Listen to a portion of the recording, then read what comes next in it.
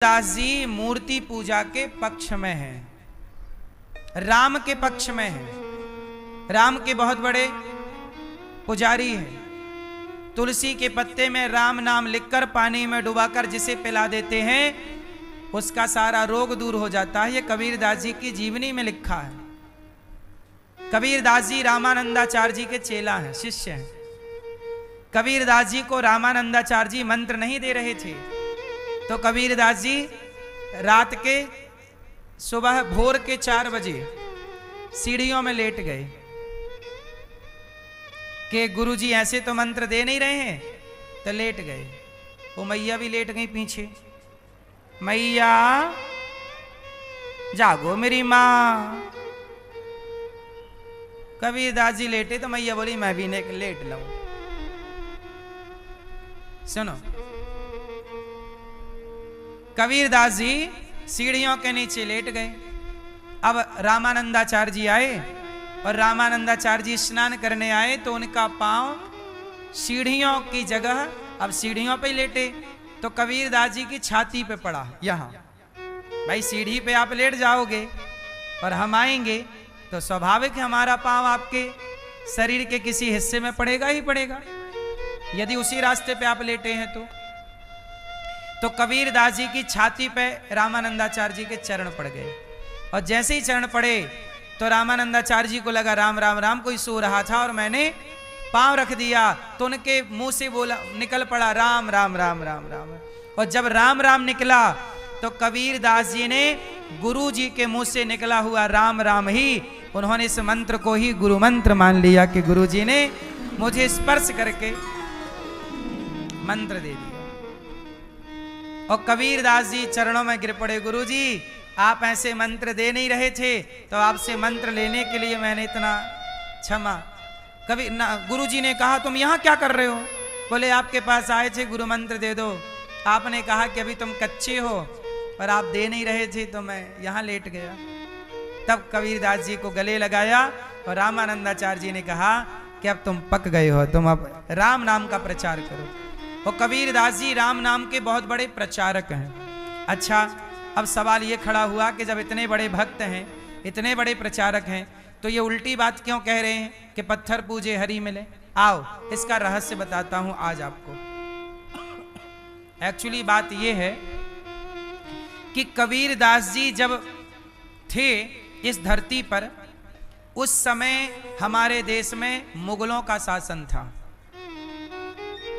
किसका शासन था? जोर से। उस समय मुगल मंदिर तोड़ रहे थे। औरंगजेब जैसे आक्रांता,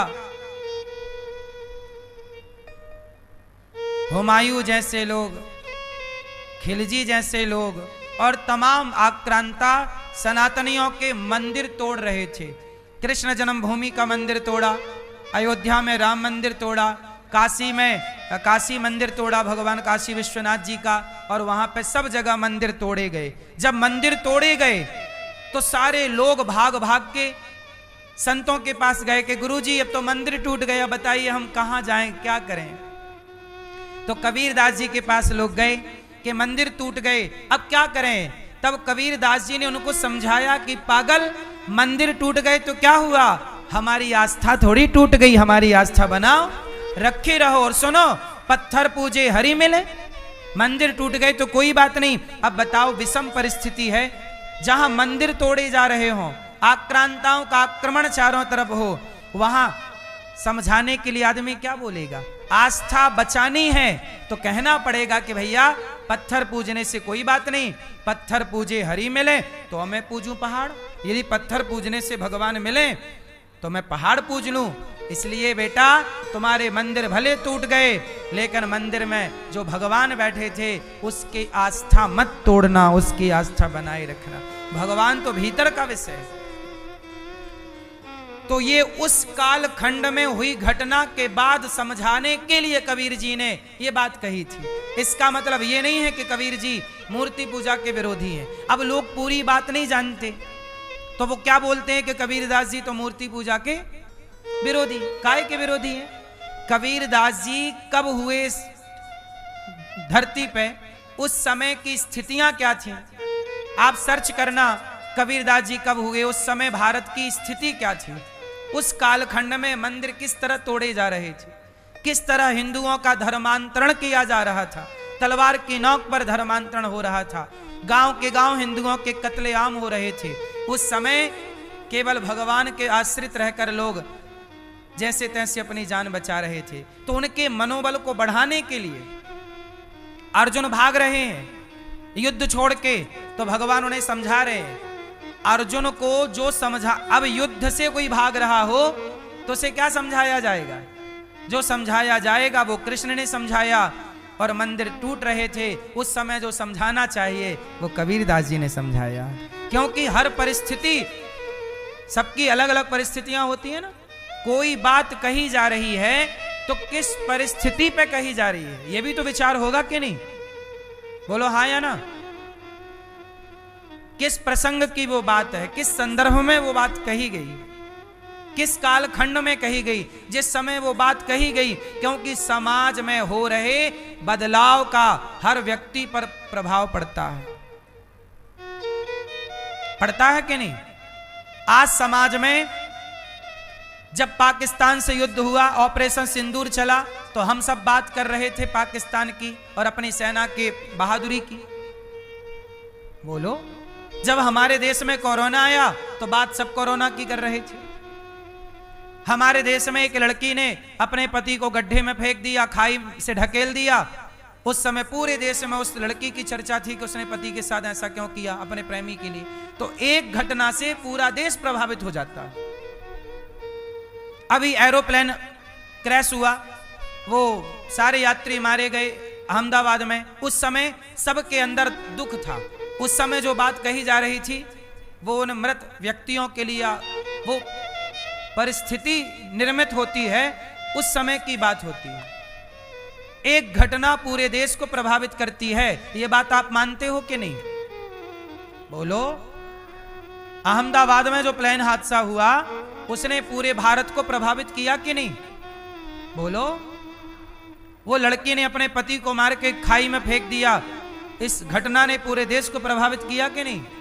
फिर घटनाएं केवल एक व्यक्ति की नहीं होती, वो सबके मस्तिष्क पर, मन पर प्रभाव डालती है।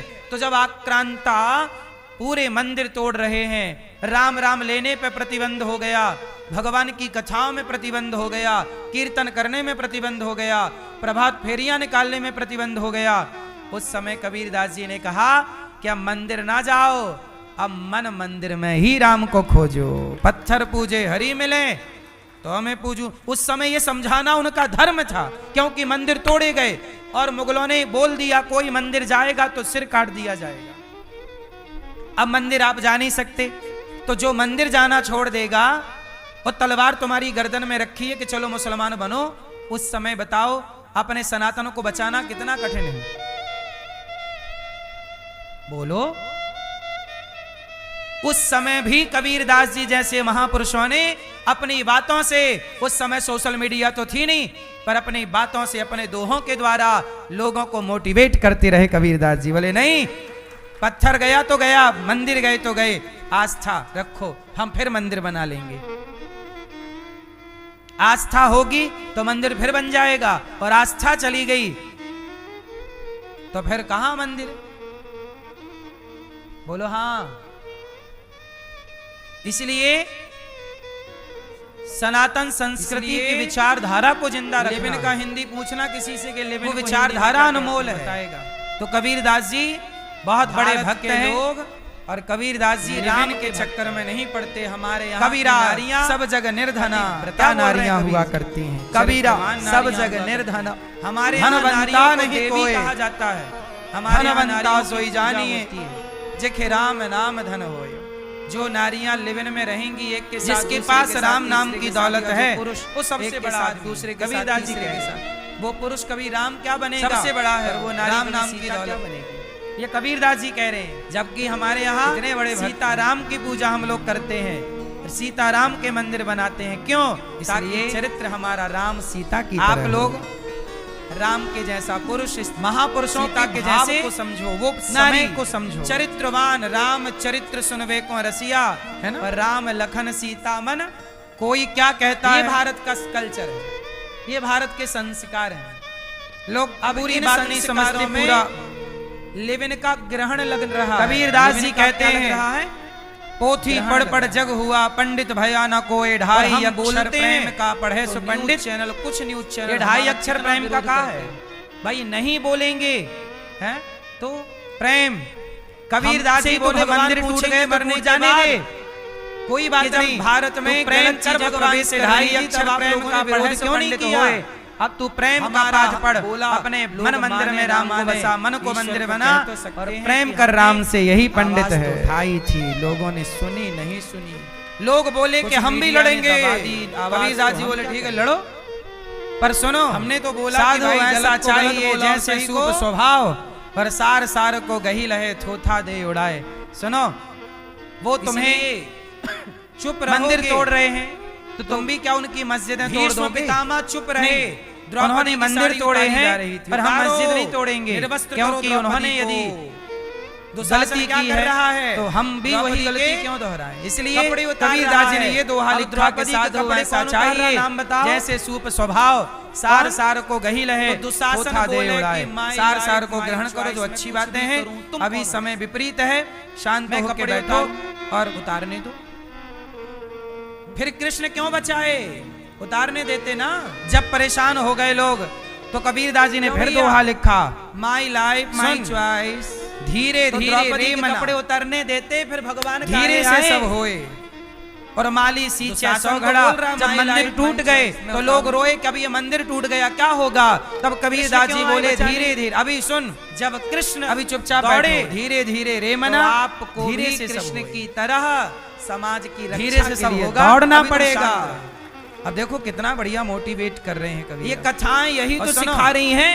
माला फेरत जुग भया, सिखा क्या रही, क्या हुआ ये माला फेरने पे पाबंदी लग गई। ये कोई कथा, कोई माला नहीं जपेगा, ये कोई मुगल लोग हैं अत्याचार किए, कोई माला नहीं जपेगा, कोई मंदिर नहीं जाएगा, कोई तिलक नहीं लगाएगा। का परिवर्तन, जीवन का परिवर्तन, जिस कथा से हटा दिया समाज में परिवर्तन। गाना सुना होगा, छाप तिलक सब छीनी रे मुझसे नैना मिलाए के। फिर तो रावण चुराया सीता मैया को बोलता, छाप तिलक सब छीन लिया।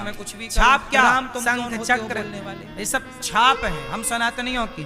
तो छाप तिलक सब छीन ही रे, सब छीन लिया। था कि गलत था, तिलक ना लगाओ, तुलसी ना पहनो, इतना आक्रमण, इतना परेशान। कब कबीरदास जी बोले कि चलो माला जपने नहीं दिया जा रहा, कबीरदास जी ने दोहा लिख दिया, मालत फेरा माला फेरत जुग भया, फेरा ना मन का फेर और कर का मन का डार दे, मन का फेर। वाह, उस जमाने जो परिस्थितियां थी वैसी बात कर रहे हैं कबीर। ठहराते बोले माला नहीं जपने दिया जा रहा तो माला रख दे, तेरी मन के माला से जाकर भीतर कोई घुस थोड़ी रहा है। तेरे भीतर चिंतन क्या चल रहा है, कोई रोक सकता है, तो भीतर भीतर ना राम राम राम राम। और ये लोग राम को गलत कहते हैं, राम राम के राम तुम ही गलत हो। ये माला फेरत जुग भया, फिरा ना मन का फेर, मन का फेर हुआ नहीं, आज तो कर का मन का डार दे, ये मन का डार दे और मन का फेर, मन का मतलब मन से राम राम बोल। टीवी आदमी देखता है कि कुछ सीखेगा, पर आज टीवियों में भी जब लोग आपस में जातियों में लड़ने लग गए, मैं ब्राह्मण, मैं क्षत्रिय, मैं रहने के फायदे बता रहे हैं लोग। कबीरदास जी बोला सब बैठ में रहने के फायदे हैं कि जाति न पूछो साधु की, पूछ लीजिए ज्ञान न्यूज चैनल और मोल करो तलवार का, पड़ी रहने दो म्यान। दिक्कत क्या है, जब आपस में लड़े तो ये वाला दोहा बताइए, भारत के जात न पूछो, की संस्कृति के साधु की। जब जातियों के नाम पे हिंदू लड़ा, मुगलों ने अंग्रेजों ने यही तो बोला, फूट डालो के लोग, क्योंकि उन्हें भारत की संस्कृति अच्छी नहीं लग रही है। हमें लड़ाया, हम लड़ते संस्कृति में ग्रहण लगाना चाहते हैं, हमें लड़ाया और हम। तो कबीरदास जी बोले जात न पूछो साधु की। अब यहाँ ये बात क्या कह रही है, रावण गलत हम सनातनियों को राम ने मारा। संगठित बोलो हाँ, बच्चे नशा कर रहे हैं, बताइए न्यूज में मीडिया में कि सनातनियों जात न पूछो, जात न पूछो रहे हैं, क्या इसकी एक भी जात क्या, तुम सनातनी संगठित हो जाओगे तो मुगलों को भगाओगे, अंग्रेजों को भगाओगे, नहीं होगे तो मरोगे। क्या रोका जाए, कैसे रोका जाए, क्या रोकने की कोई मुहिम चल रही है? कबीरदास जी फिर कह रहे हैं, जिन खोजा तिन पाई, अत्याचार को बदनाम करने के लिए। गहरे पानी बैठ, जो संत सही बोलेंगे मैं बपुरा बूढ़न डरा रहा किनारे बैठ। लड़के जिन खोदा तिन पाइया, परमात्मा को पाना है तो जैसे कुआं खोदने से ही पानी मिलता है, उस माँ के आंसू देखने बिना खोदे पानी नहीं मिलता, उस बिना खोदे पानी नहीं मिलता, तो बिना पता नहीं प्रेम की गहराई में उतरे